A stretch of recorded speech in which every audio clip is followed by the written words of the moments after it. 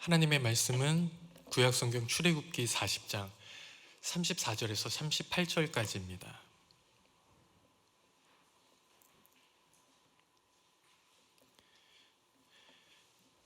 출애굽기 40장 34절에서 38절까지 말씀 다 같이 함께 읽겠습니다.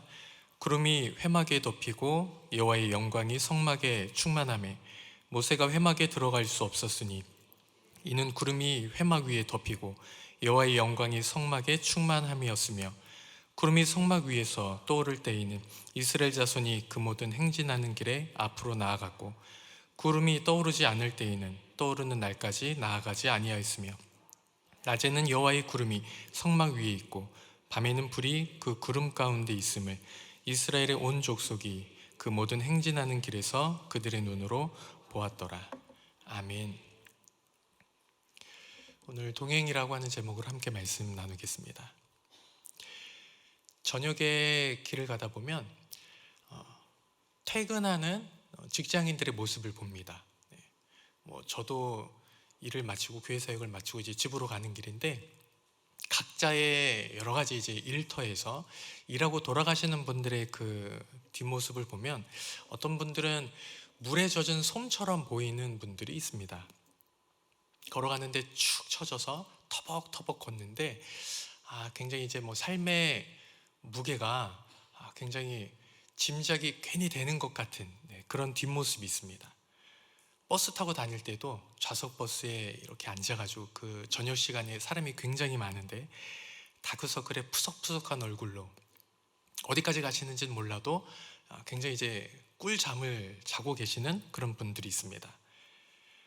또 어떤 분들은 가정에서 살림과 그리고 육아에 지쳐서 아이를 유모차에 끌고 이렇게 밖을 다니는데, 어디 목적지가 있어서 가는 게 아니라 마치 그냥 이렇게 유모차를 끌고 아이를 낳을 수밖에 없어서 그냥 이 바깥을 다닐 수밖에 없어서 그러는 것처럼 그냥 방황하듯이 유모차를 몰고 다니는 그런 분들도 있습니다. 많은 분들이 약간의 스트레스, 약간의 우울증을 가지고 있습니다. 다들 열심히 발버둥 치면서 사는데 어디로 가야 할지, 그리고 무엇을 해야 할지 몰라서 막막해하는 분들도 상당히 다수 있습니다. 그래서 우리가 사는 세상을 광야라고 비유를 하고, 우리 인생은 광야를 지나는 나그네 여정이라고 비유하기도 합니다. 광야는 어떤 곳입니까? 광야는 그냥 허허벌판이 아니라 아무것도 없기 때문에 결핍으로 가득한 곳입니다. 그래서 고통스럽고 고독한 곳이기도 하지요. 그렇기 때문에 광야에 있으면 우리가 많은 경우에 있어서 불만과 불평이 나오기도 합니다. 우리 그리스도인은 어떤가요? 우리도 광야를 지나갑니다. 우리는 그냥 광야에 있는 것이 아니라 광야 너머에 젖과 꿀이 흐르는 약속의 땅이 있다라고 하는 것을 압니다. 알지만 그래도 내가 오늘 서 있는 이 자리가 광야이기 때문에 우리도 때로는 고기가 없다, 양식에 결핍이 있다라고 불만할 때가 있습니다. 그리고 오랜 시간 걸어왔기 때문에 힘들고 지쳐서 그냥 주저앉아 있을 때도 있지요. 연약한 우리가 이런 광야를 어떻게 지나가야 할까요? 40년이라고 하는 시간을 광야를 이렇게 머물고 행진한다라고 하는 것은 굉장히 막막하고 어려운 일입니다. 아마 그들도, 이스라엘 민족들도 생각을 했을 것 같습니다. 어떻게 이 광야를 지내야 하는가? 우리도 이 세상 어떻게 지내야 하는가라는 생각을 하게 됩니다. 그리고 결론부터 말씀을 드리면, 우리는 이 광야를 잘 통과해야 되는데, 통과할 수 있는 비결은 하나님과 함께하는 것, 동행하는 것에 달려 있습니다. 그리고 하나님께서는 이를 위해서 이스라엘과 함께 하시고 함께 동행하기 위해서 성막이라고 하는 것들을 은혜로 베풀어 주셨습니다. 먼저 첫째, 우리가 하나님과 동행하는 데 있어서 금송아지를 만들지 않도록 주의해야 합니다. 출애굽기는 출애굽한 이후에 성막에 대한 이야기가 쭉 이어지게 됩니다. 근데 성막에 대해서 하나님께서 어떻게 만들어야 할지 계시를 주시고요. 그리고 이 계시 받은 대로 성막을 제작하는 모습들이 나오게 됩니다. 근데 이 계시와 그리고 제작 그 사이에 들어가는 내용이 금송아지 숭배 사건입니다. 여러분, 금송아지는 무엇이죠? 금송아지라고 하는 것은 그냥 송아지 형상을 금으로 만들었다가 아니라 애굽에서 보았던 신이죠. 세상에 있는 눈에 보이는 강력한 힘을 상징한다고도 볼 수 있습니다. 그것이 오늘날 우리에게는, 어떤 분에게는 돈이 될 수도 있고요, 권력이 될 수도 있고요, 아니면 어떤 사람에 대한 인맥일 수도 있습니다. 우리가 광야에서 돈이 나를 인도할 것이다 라고 그것을 의지해서는 안 됩니다. 마찬가지로 권력이나 인맥이 나를 인도하리라, 나를 좋은 곳으로 인도하리라, 이렇게 착각해서도 안 됩니다. 금송아지를 만들게 되면 그 결과가 어떤 일이 일어나게 됩니까? 우리가 출애굽기 33장 7절 말씀을 보면 이렇게 말하고 있습니다. 우리 함께 읽겠습니다. 모세가 항상 장막을 취하여 진 밖에 쳐서 진과 멀리 떠나게 하고 회막이라 이름하니 여호와를 앙망하는 자는 다 진 바깥 회막으로 나아가며. 아멘. 이때는 성막을 계시는 하셔도 아직 제작하기 이전의 이야기입니다. 그렇기 때문에 하나님께서 임시 회막을 만드는데 이 회막이 진 안으로 들어오질 않습니다. 본래 당연히 하나님께서 우리와 함께 하시기 위해서 이 회막 가운데 만남을 갖게 된다면 이것이 우리 가운데 있어야 될 것인데 안으로 들어오질 않죠. 왜냐하면 이스라엘이 범죄했기 때문입니다. 그래서 하나님께서는 진 밖으로 멀리 떠나가지요. 이 장막이 우리 가운데 있지 않고 멀리 있다라고 하는 것은 그 앞에 3절 말씀에서 이야기하는 것처럼 하나님께서 진노하셨기 때문에 내가 너희와 함께하지 않겠다라고 하는 것을 가시적으로 눈으로 분명하게 보여주는 사건입니다. 동행하지 않겠다라고 하나님께서 하셨습니다.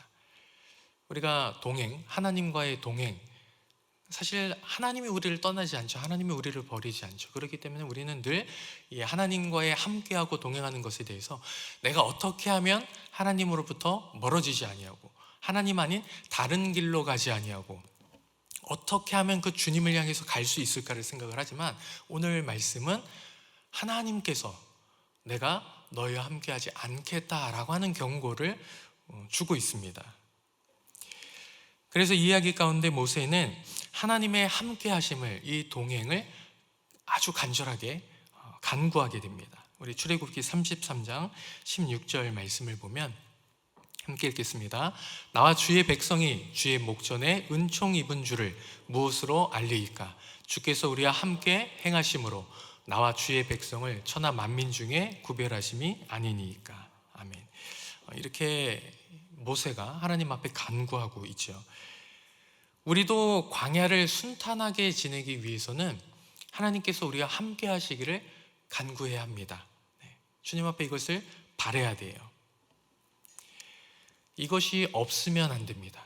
우리가 광야 가운데 내가 주님을 찾아야 하는가? 주님이 없어도 순탄한 것 같은데 라고 생각할 때에는 그것이 굉장히 큰 위험 가운데 빠져들 수 있습니다. 마치 그것이 어떻게 보면 광야보다는 젖과 꿀이 흐르는 하나님께서 약속의 선물로 주시는 그 땅에서 더 분명하게 경험하게 되는 것 같죠. 이미 이 땅에 들어왔는데, 그리고 이 땅에서 평안하게 내가 심지하는 것을 거두고 여러 가지 하나님의 그 풍성한 은혜들을 맛보지만 내가 하나님 앞에 붙들고 내가 하나님을 어떻게 보면 어떻게 이 하나님을 섬겨서 나아가야 할지 이런 생각들을 안 하게 될 때에 이스라엘은 범죄하고 굉장히 어려운 그런 일들을 맞이하게 되는 것들을 보게 되죠. 우리는 반드시 이 하나님의 은혜와 은총 가운데 머물 수 있어야 됩니다. 하나님께서 이스라엘에게 큰 은혜를 베푸시는데 그 베푸신 은혜라고 하는 것이 어떤 것입니까? 애굽에서 불러내어 내 백성 삼으셨습니다. 이 사건을 이렇게 이야기합니다. 천하 만민 중에 특별히 구별하셨다. 어떻게 구별하셨죠? 그 구별이라고 하는 것이 무엇입니까? 출애굽기 8장 22절에서 23절을 보면 이렇게 말합니다. 함께 읽겠습니다. 그날에 나는 내 백성이 거주하는 고센 땅을 구별하여 그곳에는 파리가 없게 하리니 이로 말미암아 이 땅에서 내가 여호와인 줄을 내가 알게 될 것이라. 내가 내 백성과 내 백성 사이를 구별하리니 내일 이 표징이 있으리라 하셨다 하라 하시고. 아멘. 이 구별함이라고 하는 것은 세상을 이길 수 있는 능력이 됩니다. 그냥 하나님께서 우리를 구별하셨지 그래서 은혜를 주시지가 아니라 그렇게 구별하셨기 때문에 세상의 어떤 싸움과 여러 가지 그 두려움 가운데에서 우리가 넘어지기 너무나도 쉬운 그 위기 속에서 이겨낼 수 있는 힘이 된다라고 하는 것입니다. 이스라엘 백성이 바로를 어떻게 이겨낼 수 있겠습니까? 이길 수 없습니다. 이스라엘이 광야에서 어떻게 승리하여 나갈 수 있겠습니까? 가나안은 어떻게 정복할 수 있겠습니까? 그 어느 것 하나도 이스라엘이 자신들의 힘과 능력으로 할 수 없습니다. 근데 다 하지요. 할 수 있었던 비결이 무엇입니까? 하나님께서 이스라엘을 작은 민족이지만 연약한 민족이지만 특별히 뛰어난 것이 아니지만 그러나 하나님께서 이스라엘을 하나님의 사랑 가운데 하나님의 능력 가운데 그들을 구별하셨기 때문입니다. 그 구별 때문에 이스라엘이 사망과 어둠을 이기고 세상을 승리해 나갈 수 있는 그 힘이 되었습니다. 그리고 이 승리는 인간의 지혜나 인간의 능력으로 얻게 되는 것이 아니라 오직 우리에 대한 하나님의 자비로운 은총 가운데 이것이 주어졌다라고 하는 것입니다. 하나님이 우리를 우리를 사랑하셨기 때문이죠. 광야를 지나서 가나안에서도 마찬가지입니다. 하나님께서는 다른 민족들의 손에서 이스라엘을 늘 지키셨습니다. 그들이 막강하기 때문에 그들이 평안을 누렸던 것이 아니라 하나님께서 그들을 지켜주셨기 때문입니다. 내 힘이 80인데 100인 다른 민족이 쳐들어오면 당연히 질 수밖에 없습니다. 시합이라고 하는 것도 이 대회라고 하는 것도 그렇죠. 내가 아무리 잘해도 나보다 뛰어난 사람이 있으면 패배할 수밖에 없습니다. 내가 늘 항상 가장 강한 게 아니죠. 나보다 강한 사람이 없어야 됩니다. 하나님께서 이스라엘을 지켜주기 때문에 이 땅에 평안이 있었던 것이죠. 그러나 그들이 다른 신을 의지하고 하나님의 영광이 떠났을 때는 아무리 언약궤를 가지고 싸움의 전투에 임한다 할지라도 그들이 결코 승리할 수 없게 되는 것을 보게 됩니다. 패배하게 됩니다. 그러므로 여러분 우리가 하나님의 은총을 사모한다라면 모세와 같이 하나님 앞에 간구해야 합니다. 어떻게 해야 됩니까? 하나님께서 우리와 함께 하시기를, 우리와 동행하시기를 간구해야 됩니다. 그래서 33장 5절 말씀을 보면 하나님께서 먼저 너희 가운데 있는 장신구를 다 제하여 버리라 라고 이야기를 합니다. 야곱이 베들을 올라갈 때에도 그들 가운데 있는 우상과 장신구를 함께 묻었는데 이 장신구는 그냥 반짝반짝하는 것이 아니라 그 작은 것이라고 할지라도 거기에는 여러 가지 형상으로 되어져 있는 신상이 새겨져 있습니다. 어떻게 보면 이 신상으로 되어 있는 이 장신구는 우리를 멋지게 포장하는 여러 가지 세상적인 것들일 수 있습니다. 이 세상적인 것들로 나를 포장하면 이 세상적인 것을 나의 스펙으로 내가 이렇게 나를 꾸미면 내가 더 평안하게 더 잘 살 수 있겠지, 더 인정받는 삶이 되겠지라고 우리가 착각할 수 있죠. 그러나 하나님께서는 그것을 인정하지 않습니다. 그런 것들을 다 내려놓고 여호와를 앙망하는 자는, 여호와를 바라는 자는 어떻게 됩니까? 오직 회막으로 하나님을 만나러 나아가야 됩니다. 우리가 하나님께 나아가지 않으면, 하나님을 의지하지 않으면, 하나님과 함께하려고 우리가 노력하지 않는다면, 그 임재를 우리가 사모하지 않는다면, 내 안에 하나님을 모시지 않는다라면 우리는 결코 하나님의 은총을 입을 수 없고 승리할 수 없음을 기억해야 됩니다. 그리고 둘째, 하나님과의 동행이라고 하는 것은 거룩함에 참여하는 것입니다. 회막에 모세조차도 들어갈 수 없을 정도로 하나님의 영광이 가득한 것을 보게 되죠. 이것은 하나님의 거룩하심이 얼마나 높은지 우리들로 하여금 측량하게 합니다. 이 사람은 뭐 70인의 장로는 들어가지 못했지만 모세는 들어갔네. 그러면 우리로 하여금 이 정도가 하나님의 거룩하심이겠구나 우리가 생각할 수 있겠지만, 그 누구도 하나님의 거룩하심 앞에 설 수가 없습니다. 하나님의 거룩하심을 우리가 측량할 수가 없죠. 하나님께서는 죄와 함께하지 않습니다. 모세가 되었던 그 누구라고 할지라도 하나님 앞에 온전히 설 수 있는 사람은 아무도 없습니다.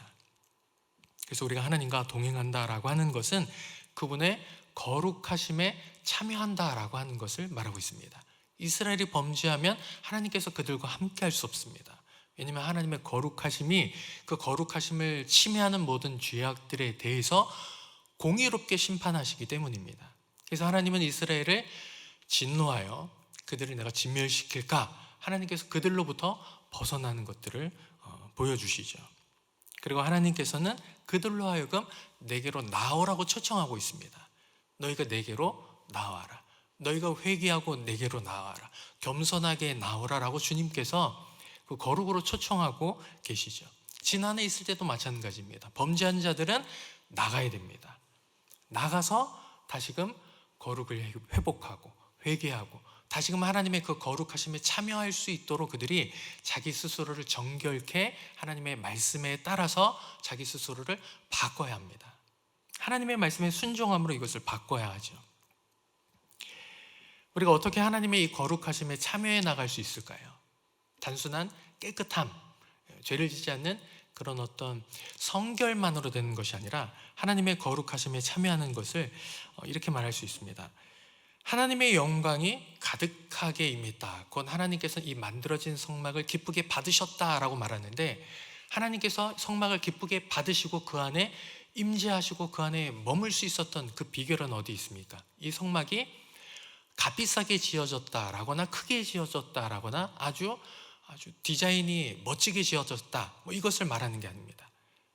하나님의 임재가 있었던, 하나님께서 이 성막을 기쁘게 받으셨던 것은 그 기획부터 설계부터 배치까지 그 모든 것들을 하나님께서 다 계시하시고 명령하셨기 때문입니다. 그리고 다 그대로 하나님의 말씀에 따라서 준행하였기 때문에 이것이 하나님께서 보실 때에 만족할 만한, 하나님께서 머무실 만한, 인정하신 그런 성막이 되었습니다. 하나님의 임재는 우리 가운데 어떻게 임하게 됩니까? 우리 능력으로 임하는 것이 아닙니다. 성막을 잘 지었기 때문이 아닙니다. 성막을 지을 수 있는 자들 가운데에도 하나님께서 성령을 부어주셨죠. 그들을 충만케 하셨고 그들을 감동케 하셨고 그들을 주장하셔서 하나님께서 주시는 지혜로 이 성막을 만들게 하셨습니다. 결국은 다 하나님께서 하셨어요. 인간의 지혜나 인간의 노력이나 그런 능력으로 주어진 것이 아닙니다. 오직 하나님의 뜻에 우리가 철저히 순종할 때에 비로소 우리가 하나님의 임재 그리고 하나님의 함께 하시는 동행을 우리가 경험할 수 있습니다. 우리가 거룩한 삶을 어떻게 살아갈 수 있을까요? 이와 같이 하나님의 말씀을 따라 살아가야 합니다. 하나님의 말씀이 기준이 되어야 됩니다. 무엇이 부정하고 무엇이 정한지 우리가 판단하는 것이 아니라 하나님의 말씀에 합하면 그것이 정한 것이고 하나님의 말씀에 합하지 않으면 그것이 부정한 것입니다. 그렇기 때문에 우리는 늘 하나님의 뜻을 구해야 되죠. 하나님 이것이 맞습니까? 옳습니까? 이것이 하나님의 명령에 주님이 기뻐하시는 일들이 맞습니까? 이것이 하나님 앞에 영광이 되겠습니까? 이것이 하나님 나라의 보탬이 되겠습니까? 하나님 중심으로 우리가 묻고 생각하고 답을 내릴 수 있어야 됩니다. 우리가 여러 가지 사회 속에서 부와 명예와 권력을 가진다 할지라도 이것이 그 자체만으로는 어떻게 보면은 힘이 될 수 있겠죠. 힘이 될 수 있는데 힘이 된다라고 하면 그것은 금송아지 그 자체로서 그렇게 크게 넘어서는 것이 아닙니다. 금송아지 힘이라고 이야기할 수 있습니다. 돈과 권력, 힘이라고 이야기할 수 있습니다. 근데 문제는 무엇입니까? 그것이 하나님의 거룩하심의 그 자체가 하나님의 거룩하심에 참여하는 것은 아니라는 거죠. 내게 있는 이것이 정말로 소중하고 또 굉장히 힘과 능력이 굉장히 유용하게 쓰일 수 있는 도구인데, 근데 이것을 어떻게 해야 됩니까? 거룩하심에 참여하는 것이라면 금송아지를 부숴서 이것을 하나님의 성전 지을 수 있도록 하나님 앞에 드려야 이것이 하나님의 거룩함에 참여하는 것이 됩니다. 우리가 어떤 능력을 가졌든 어떤 지혜를 가졌든 우리가 무엇을 가졌든 얼마나 내가 대단한 사람이든 그것 자체만으로는 하나님의 거룩하심에 아무 의미가 없습니다. 무의미합니다. 그것을 주님 앞에 드릴 때에 비로소 이것이 거룩함에 참여하는 것이 됩니다. 그래서 우리가 먹든지 마시든지 무엇을 하든지 다 하나님 위해서 이 일들을 하기를 바랍니다. 우리 삶이 거룩에 참여할 수 있도록 주님의 하시는 일들에 우리가 함께 동행할 수 있도록. 그래서 마지막 날 주님의 재림의 날에 우리가 하나님 앞에 설 때에 우리 모두가 다 흠없고 거룩한 자로 설 수 있도록 늘 주님 앞에 드림이 되는, 우리 삶을 주님 앞에 기쁨으로 드릴 수 있는 우리 모두가 되었으면 좋겠습니다. 그리고 셋째, 하나님과의 동행은 하나님께서 계신 자리를 확인하는 것입니다. 구름 기둥 앞서갑니다. 늘 이 구름 기둥, 결국 이스라엘은 어떻게 보면은 가고 싶을 때 가고 싶죠. 이 광야에 하루라도 덜 있고 싶을 거예요. 그리고 보다 좋은 길로 가고 싶을 것입니다. 그러나 이스라엘은 가고 싶은 대로 가지를 못합니다. 가고 싶은 대로 갈 수 없고 오직 하나님께서 이끄시는 곳만 갈 수 있습니다. 어떻게 보면은 가나안에, 그리고 광야에, 가나안에 들어가고 싶은데 40년 너희가 불순종했기 때문에 광야에 있어야 된다라고 이야기할 때 이스라엘이 어떻게 했습니까? 아닙니다, 지금이라도 가나안에 들어가겠습니다 하고 갑니다. 그러나 가나안에 들어가지 못합니다. 먼저는 들어갈 수 있다라고 이야기했어요. 왜냐하면 하나님께서 그들을 인도에 함께 가시기 때문에요. 근데 하나님께서 그들과 함께 하지 않을 때에는 내가 이제 가겠습니다라고 할지라도 하나님께서 함께 하지 않으면 가나안으로 갈 수가 없습니다. 하나님께서 광야에 있으면 이스라엘이 어디 있어야 됩니까? 가나안이 아니라 하나님께서 계신 자리에 있어야 됩니다. 나는 가나안에 있고 싶어도 하나님이 광야에 있으면 내가 있어야 될 자리는 광야입니다. 그래서 늘 이스라엘은 구름의 위치를 확인했습니다. 지금 우리 위에 있느냐 아니면 우리 앞서 이동하느냐, 구름이 어디 있느냐를 늘 살펴봤습니다. 여러분, 우리가 하나님과 함께하기 위하여 어떻게 해야 됩니까? 주님이 계신 자리가 어디인지를 살펴봐야 됩니다. 여러분, 주님은 어디에 계십니까? 하나님은 어디에 계십니까?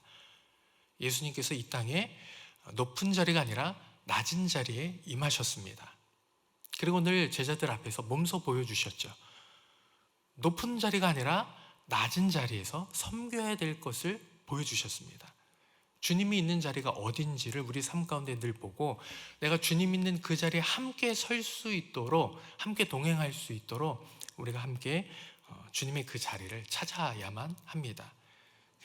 주님이 얼마나 좋은 길로 나를 인도하느냐, 그게 아니라 주님이 늘 어디 계시냐, 내가 아는 주님은, 내가 믿는 주님은, 내가 섬기고 내가 따르는 그 주님은 내 삶의 자리 가운데 어느 자리에 계시느냐, 내가 그 자리에 주님이 계신 자리에 함께 있어야지라고 우리가 그 자리를 늘 찾아갈 수 있어야 합니다.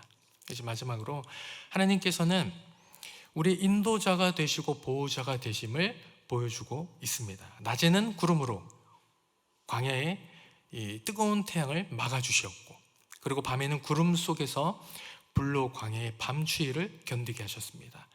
여러분, 우리가 광야 가운데 있을 때 광야에 있는 것이 얼마나 쉽지 않죠. 쉽지 않고 빨리 벗어나고 싶고 불평과 이 불만이 늘 솟구쳐 오고 굉장히 하나님 앞에서 하나님 어디 계십니까? 하나님 나를 왜 여기로 인도하십니까? 이스라엘 했던 것처럼 우리도 늘 그럴 수 있고요. 하나님 아니고 우리를 인도할 신을 만들어내자라고 우리 스스로 그렇게 만들어낼 수도 있습니다. 근데 모든 두려움 가운데서 하나님은 이스라엘이 광야에 있어야 되는데, 이 40년 동안 나와 함께 해야 되는데, 이 두려워하는 이스라엘 가운데 하나님은 성막을 만드셨습니다. 성막을 만드셨고 이 구름으로 불로써 늘 함께 하셨습니다.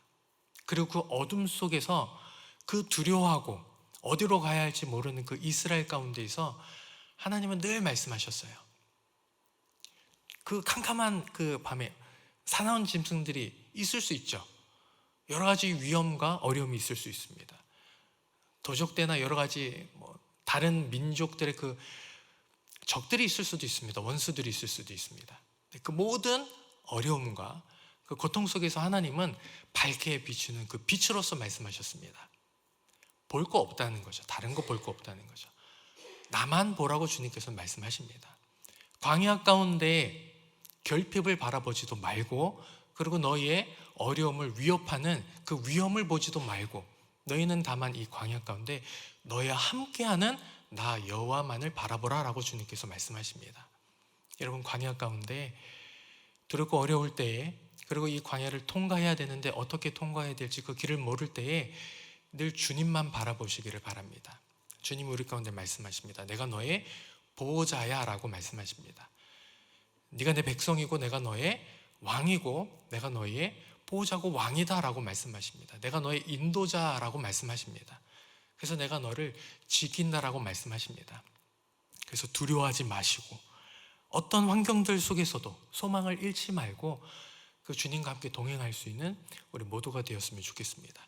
주님은 늘 연약한 우리 가운데 안심시켜 주세요. 부활하신 이후에도 그 부활하신 몸으로 우리와 함께 하시면서 부활이 참될 뿐만이 아니라 하나님의 나라가 우리 가운데 어떻게 임할지에 대해서 늘 말씀해 주셨고요. 광야 가운데에서도 이 광야를 버틸 수 있는 힘이 되어 주셨고, 가나안에 어떻게 들어가는지 그 길들을 늘 인도해 주셨고, 연약한 우리가 어떻게 걸어가야 될지 늘 하나님께서는 우리를 인도하세요. 떠나지 않으세요. 그래서 주님을 바라보시면서 위로와 소망 가운데 이 세상을 승리해 나가는 우리 모두가 되기를 소망합니다.